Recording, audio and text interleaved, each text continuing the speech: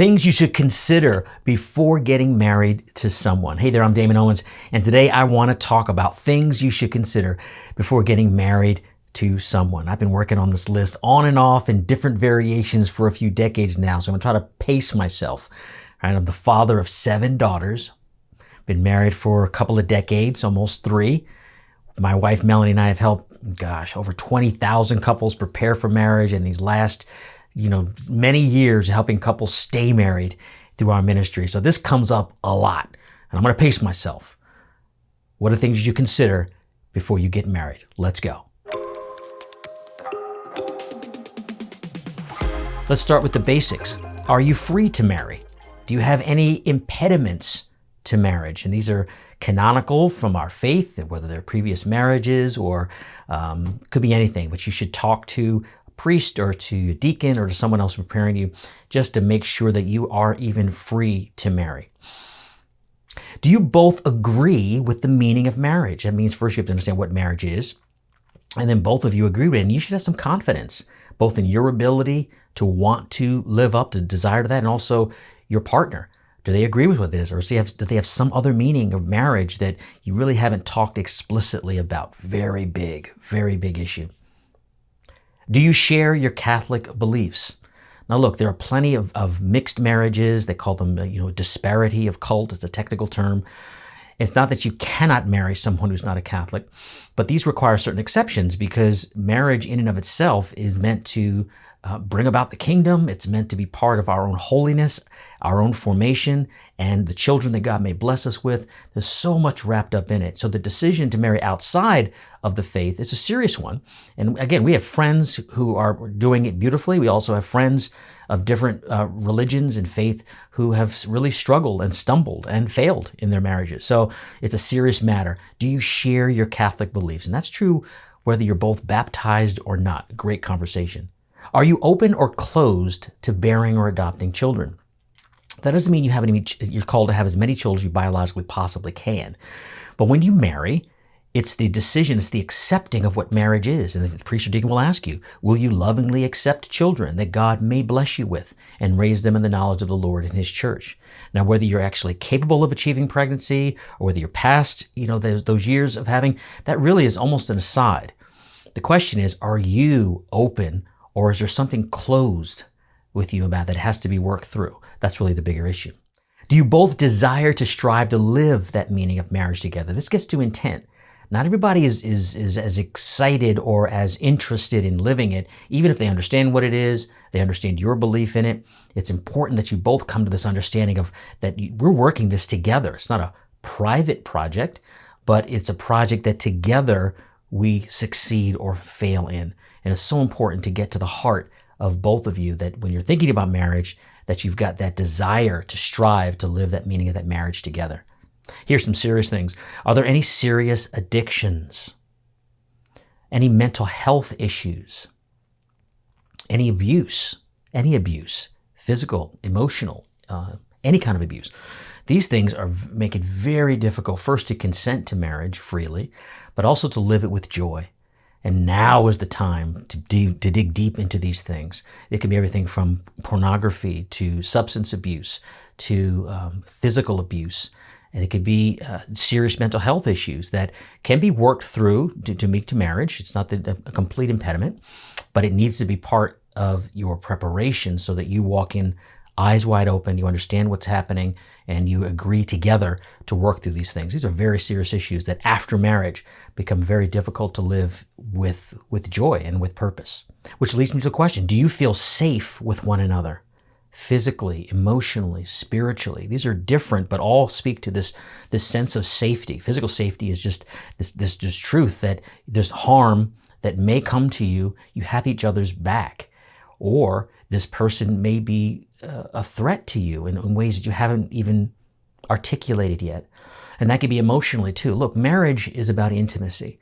And as we define intimacy in Joyful Ever After in our ministry, it's a healthy vulnerability. That means there's an opening to one another in an exclusive way unlike any other. So if there's a sense of not being safe, you're not going to grow in intimacy. And you shouldn't. Why should you open yourself to that kind of potential hurt? And spiritually, Feeling safe spiritually is growing together, not just accepting beliefs, but the freedom to say, hey, we're discovering God and how he's working in our lives together and why he brought us together for this greater purpose. It's about feeling safe as sort of the minimum wage before you enter into these great spiritual truths. How about personally? Can you both fast or sacrifice? It's one of the things I tell my kids, my girls, since they've been little. Find a man who can fast.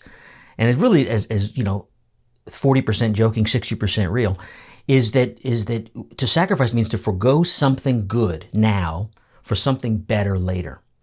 It's a human virtue. You have to work it. It's not a personality trait. It doesn't just come to you.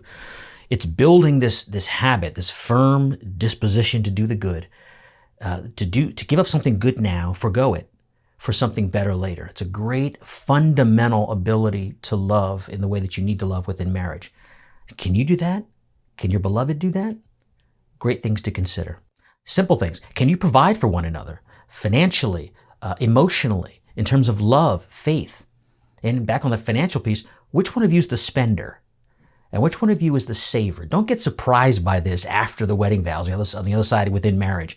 Be very clear about this now so you can start building your life together that's authentic to who and where you are. Do you have fun together? Let's just get back to it. Do you dream together and delight in each other's hopes? This is an ongoing gift within marriage that even beginning now is sort of that launch into a life together. You got to delight, may not be the same dreams, and you shouldn't be the same dreams, but there's a way that you move together to fulfill one another's dreams as God calls you to. But this early exercise of discernment of marriage is about, intertwining your lives forever, right? And it's a beautiful way to enter in with those hopes and the dreams. Melanie and I used to say that we were better together than we were apart. That was one of the few things that I got, even before I was really back into my faith. I love this woman so much. And I used to say, I'm just better with you. And I want to be better when we're together than when we're not. And I think there's something good in there in that truth. Are you better people when you're together? What about your other relationships? How strong are your relationships, your partner's relationships, to family members? Are they close? Are they strained? Is this going to be an issue that you're dealing with throughout your entire life? It's good to see, how does your fiancé relate to their father or their mother if they're still alive, their brothers and their sisters, people that they have these permanent relationships with already. Are they close? Are they strained, alienated, overbearing? Are they coming out of an overbearing? These kind of dynamics are going to play in as you become this center of intimacy and of love. Because very much love, as much as it's a desire, there are habits that we learn, and there's habits that have been ingrained in us, expectations, hurts, disappointments, wounds that all of us have. These aren't impediments to marriage necessarily as much as they are eyes wide open to see how we grow in love based on how we have been loved. Great conversations as you're getting to know each other and preparing for marriage. How about some other habitual things? What do you or your partner do when you're very emotional, when you're sad, you're mad, you're tired, you're lonely, you're sick, or you're bored?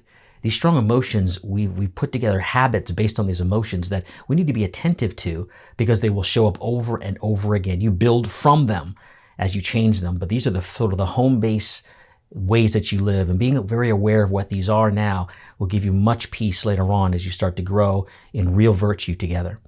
Habits will endure even with the grace of matrimony. They don't destroy them and annihilate them.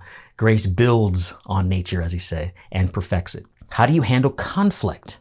Or do you avoid it? Do you flee? Do you fight?